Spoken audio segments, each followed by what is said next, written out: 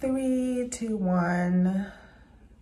Boom, c'est parti. Hey friends, j'espère que tu vas bien. Mon nom c'est Yemina. Bienvenue sur ton podcast chrétien. Si c'est la première fois que tu me vois, si c'est la première fois que tu es sur cette chaîne, bienvenue. Il y a quelques vidéos, assez de vidéos, je pense, pour que tu puisses faire un peu le tour, savoir sur quoi porte un peu ce ministère, qui je suis, etc. Mais pour aujourd'hui, j'espère que la vidéo d'aujourd'hui te fera beaucoup de bien. Let's go.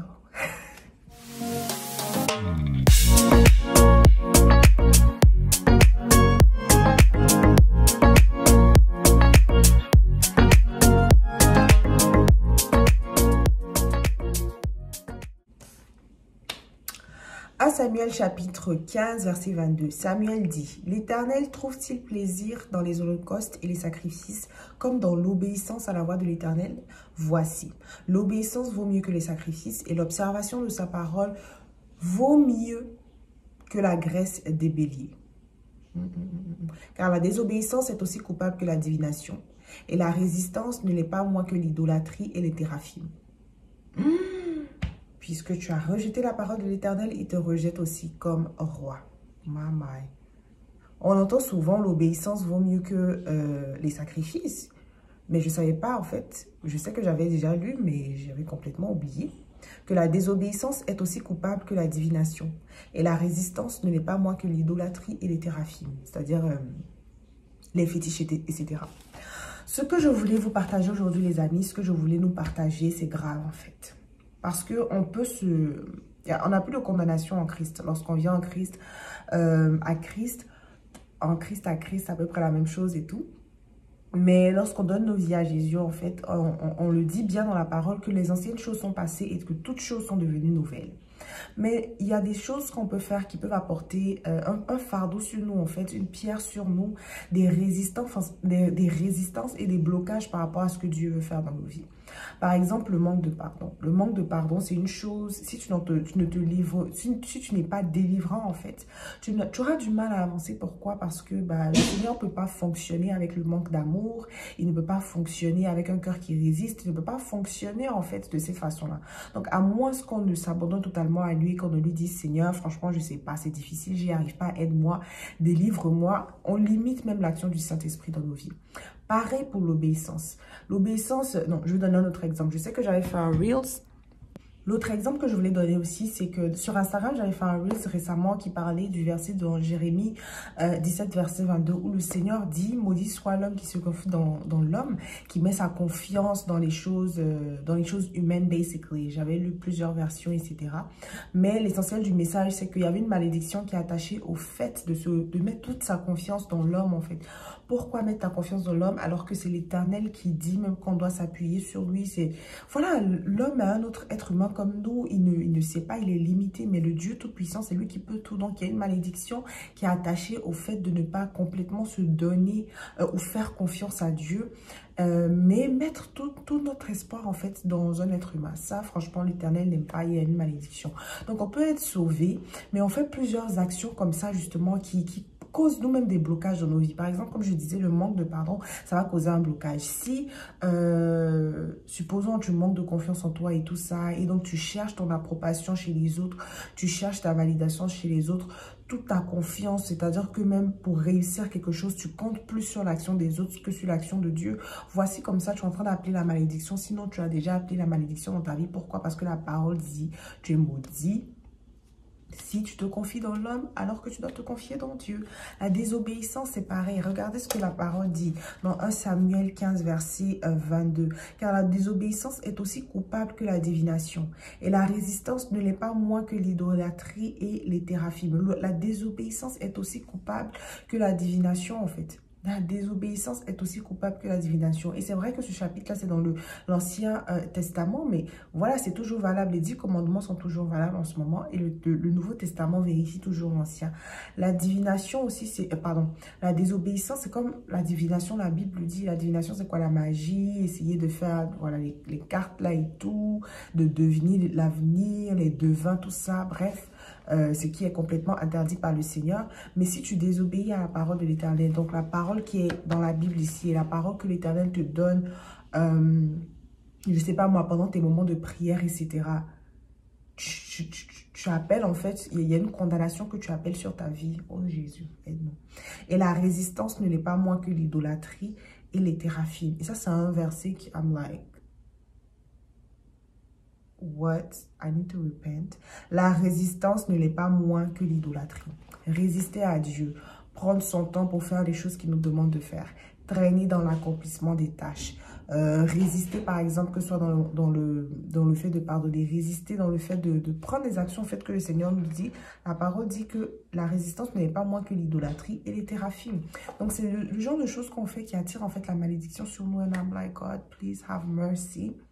Parce que les gens, par exemple, qui sont condamnés, qui vont en enfer, c'est des personnes qui ont refusé, en fait, qui ont refusé la parole de Dieu, qui ont désobéi à ses ordonnances, à ses lois.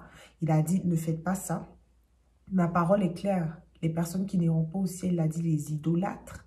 Il a dit quoi, les adultères, les efféminés, des personnes qui sont dans l'homosexualité, ce genre de choses-là, en fait. La parole is like, you're not going there. Et puis nous, on essaie en fait de twister, tu vois, on est idolâtre, ou on n'a pas le cœur qui suit Dieu complètement, ou on est désobéissant. Et puis on pense que we can get away with it. La parole est claire en fait. Et je fais ces vidéos-là parce que justement, le Seigneur me montrait quelque chose qui m'a réveillée par rapport à la désobéissance, par rapport, sinon je vais dire, à la non-obéissance, à ses commandements. Et là, je vois que les commandements, ça ne se limite pas à ce que... un commandement, ça ne se limite pas à tout ce que la parole dit. Il y en a tellement ici. Mais ça inclut aussi les choses que Dieu te demande de faire personnellement. Donc, les ordres qu'il te donne pour ta vie spécialement, mais auxquels on n'obéit pas. There's a special place for those people. Les gens qui désobéissent à la parole. Les gens, ou les gens qui n'obéissent pas. Donc, vraiment, cette vidéo, c'est pour nous réveiller. Yes. C'est vraiment pour nous réveiller.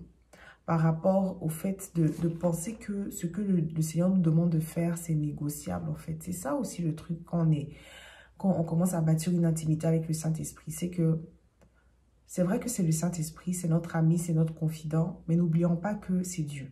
Ok, le Saint-Esprit, c'est Dieu. Il y a des choses, Dieu rigole pas en fait avec sa parole.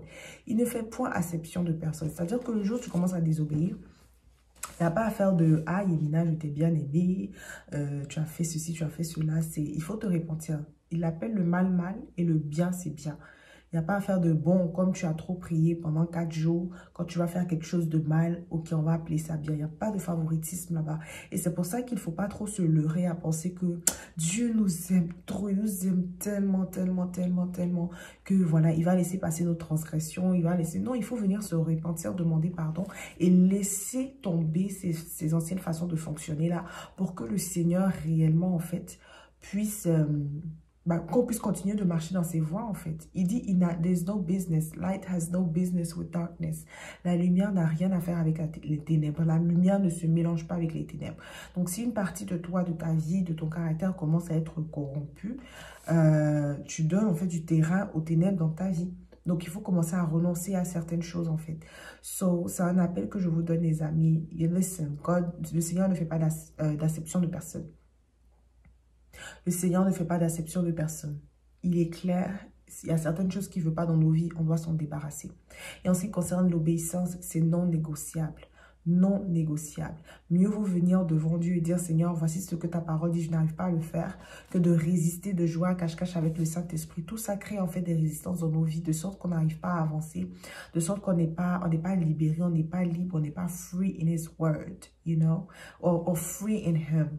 Donc, je prie vraiment qu'aujourd'hui soit le jour de notre délivrance. On va prendre un moment de prière pour terminer. Mais faisons attention à ces différents traits de caractère-là, à ces différentes choses qui apportent en fait la malédiction sur nos vies ou même des blocages. La Bible est remplie de ces choses-là. Est-ce que tu savais que se confier dans l'homme apportait une malédiction?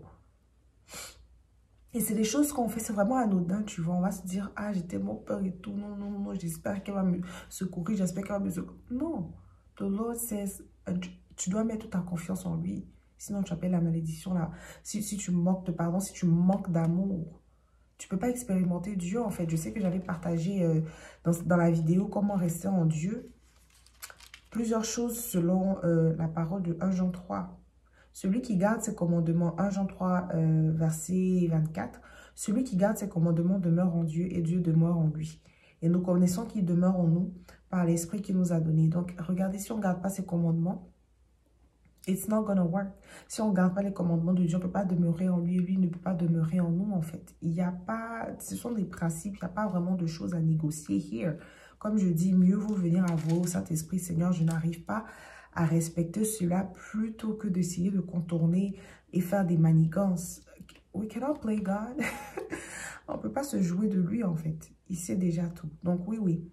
C'est ça que je voulais vous partager aujourd'hui par rapport à l'obéissance. C'est très important.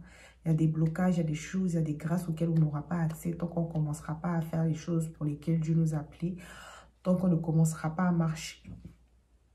Sorry. Tant que nous ne serons pas obéissants, obéissantes. Il y a ces manifestations-là qu'on ne verra pas dans nos vies.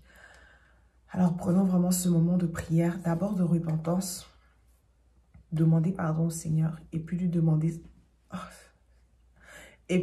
sa grâce pour continuer, pour rester dans sa parole, pour demeurer en lui comme sa parole nous l'a dit dans 1 Jean 3 au verset 24. Oh God, help me, oh Lord. Amen. Seigneur, nous te demandons pardon. Te demandons pardon, Seigneur, d'avoir négocié avec tes ordres, tes commandements. Nous te demandons pardon pour notre désobéissance. Nous te demandons pardon pour notre résistance. Nous te demandons pardon parce que nous avons pris le temps à traîner au lieu de faire dans l'immédiat des choses que tu nous as demandé de faire. Nous te demandons pardon d'avoir osé même négocier avec toi, de prendre notre temps alors que le temps presse, alors qu'il reste peu de temps, alors que tu reviens bientôt, alors que tellement d'âmes, tellement de personnes dépendent de ce que tu nous demandes de faire. Seigneur, nous te demandons pardon. Nous te demandons pardon aussi, Papa, parce que nous avons laissé tellement de choses entrer dans nos cœurs et qui mettent une distance entre toi et nous. Père, tu dis que si nous venons devant toi et que nous nous répentons sincèrement, toi, tu es juste et bon pour nous pardonner. Tu es juste et bon pour nous faire du bien. Tu es juste et bon pour nous pardonner nos péchés, nos iniquités, Seigneur, pour nous laver et nous permettre d'aller de l'avant. Papa, nous te demandons que ton sang précieux nous lave, que tu nous purifies encore une fois, Seigneur. Nous bannissons tout esprit de peur. Tu dis dans ta parole que ce n'est pas un esprit de peur que nous avons reçu, oh Papa, mais un esprit de force, d'amour et de tempérance. Alors, Seigneur, nous te demandons, Papa, là où il y a la peur pour faire des choses que tu nous demandes de faire, Seigneur, là où il y a le doute, Seigneur, je prie que tu nous libères dans le nom de Jésus. Parce que nous voulons t'obéir, nous ne voulons pas résister, nous ne voulons pas apporter un fardeau encore sur nos vies, nous ne voulons pas jouer à cache-cache avec toi, nous ne voulons pas être désobéissants, nous ne voulons pas t'attrister au Saint-Esprit. Alors je prie dans le nom de Jésus, Seigneur, que tu nous fasses grâce, je t'en supplie, que tu nous fasses grâce de t'obéir. Tu dis toi-même que tu vas changer notre cœur de pierre, nous donner un cœur de chair, afin que nous puissions obéir à tes commandements, afin que nous puissions faire ce que toi aussi tu nous demandes. Père, je te prie. Parce que ces choses ne pourront pas les faire par nous-mêmes. Mais c'est toi qui vivifies, c'est toi qui nous édifies, c'est toi qui nous fortifies, c'est toi qui nous donne la force d'accomplir ces choses-là. Alors, Père, dans le nom puissant de Jésus, je te supplie d'aider tout un chacun, que ce soit par rapport à la peur, par rapport à la honte, par rapport, Seigneur, au stress, même à l'anxiété en ce qui concerne le fait d'être exposé. Père, je prie que tu nous donnes la grâce, chacun d'entre nous, pour ce que tu nous appelles à faire, Seigneur. La grâce dans toutes choses de te rester obéissante et de rester dans tes paroles et dans tes voies. Oh Jésus, nous voulons te plaire, nous voulons être agréables à toi. Tu dis que celui qui obéit à tes commandements, c'est celui-là qui est ton ami, celui-là qui est ton père, celui-là qui est ta mère, celui qui fait la volonté de Dieu. C'est celui-là, Seigneur, qui est vraiment ton véritable membre de famille. Et si nous t'aimons, Seigneur, nous allons obéir tes commandements. C'est ce que ta parole dit, que celui qui m'aime va obéir à mes commandements. Alors, Seigneur, nous te demandons que là où la peur nous empêchait de t'être agréable, là où le doute nous empêchait de t'être agréable, Seigneur, là, Papa, où même le stress et l'anxiété nous empêchaient de t'être agréable, Papa, nous prions pour la grâce pour faire mieux, la grâce d'aller plus loin, la grâce, Seigneur, de te plaire, la grâce de te faire plaisir, la grâce de t'être agréable, Seigneur, et la grâce d'accomplir tout ce que tu mets dans nos cœurs pour le reste de cette année, pour l'année à venir et pour le reste de la décennie, pour le restant de nos vies. Nous avons besoin de ta grâce, Seigneur, je te supplie. Fais-nous grâce. Fais-nous grâce afin que nous puissions être obéissants et obéissantes à toi, à tout ce que ta parole nous recommande de faire, Seigneur. Nous ne pouvons pas faire ces choses-là par nous-mêmes. Nous ne pouvons pas vivre dans la chair. Ces choses de l'esprit, c'est vraiment par l'esprit que nous puissions c'est vraiment par l'esprit que nous pourrons les accomplir. Alors je te prie, Seigneur, que tu nous donnes la grâce d'obéir à tes commandements, la grâce de marcher dans tes voies, la grâce de t'être agréable, Seigneur. C'est au nom puissant de Jésus, Papa, que je te le demande, que je te supplie. Amen. Amen, amen, amen. So, thank you very much, friends. Merci beaucoup, les amis, d'avoir regardé cette vidéo. Et j'espère que toi, de ton côté, tu auras un zèle renouvelé, un courage renouvelé, vraiment pour pouvoir faire toutes ces choses-là auxquelles le Seigneur t'appelle, pour pouvoir répondre à son appel, pour pouvoir vraiment faire ce pas de foi-là et marcher dans la destinée à laquelle il t'appelle, ou dans laquelle il t'appelle. Amen. Donc, vraiment, passer une excellente semaine. Je pense que c'est la dernière semaine complète avant la fin du mois de novembre déjà.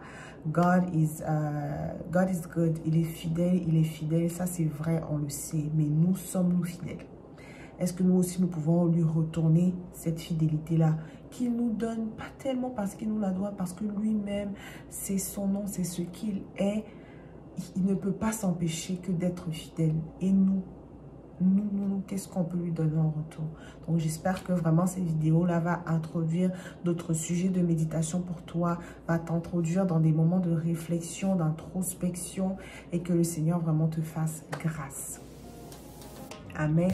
Donc, passe une belle semaine et que le Seigneur te bénisse. On se retrouve bientôt pour une autre vidéo. May God bless you. Bye.